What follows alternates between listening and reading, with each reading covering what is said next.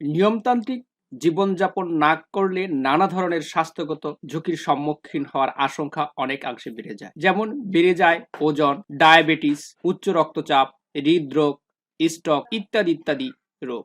জীবনের দীর্ঘায়ুতা বা আয়ু কমে যায়, কর্মক্ষমতা হ্রাস পায়, বিভিন্ন দুরারোগ্য ব্যাধিতে আক্রান্ত হওয়ার আশঙ্কা অনেকাংশে বেড়ে যায়। ডায়াবেটিস এটি খুবই মারাত্মক একটি রোগ, কিন্তু এটি সংক্রামক নয়। অতিরিক্ত ওজন এর জন্য সবচেয়ে বেশি দায়ী। শরীরে ইনসুলিন নামক হরমোনের অভাব, বিপাকজনিত ত্রুটি ঘটে, ফলে রক্তে গ্লুকোজের পরিমাণ বেড়ে যেয়ে অনিয়মিত জীবনের কারণে ডায়াবেটিস জন্ম। এর জন্য শারীরিক পরিশ্রম বা ব্যায়ামের কোনো বিকল্পই নেই। শারীরিক পরিশ্রম বা ব্যায়ামের মাধ্যমে ডায়াবেটিসকে নিয়ন্ত্রণে রাখা সম্ভব। ডায়াবেটিস নিয়ন্ত্রণের জন্য ব্যায়াম বা শারীরিক পরিশ্রম অত্যন্ত গুরুত্বপূর্ণ।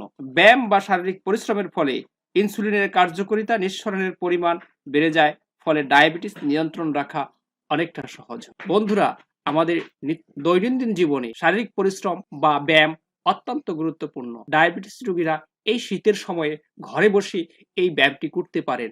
আশা করি এটি আপনাদের স্বাস্থ্যের জন্য খুবই উপকার দেবে। বন্ধুরা, ভিডিওটি এ পর্যন্তই। যদি বেশি ভালো লাগে তাহলে অবশ্যই লাইক দিন এবং কমেন্ট করে আমাকে জানান আপনাদের কেমন লেগেছে। প্লিজ সাবস্ক্রাইব করুন। সবাইকে অসংখ্য ধন্যবাদ।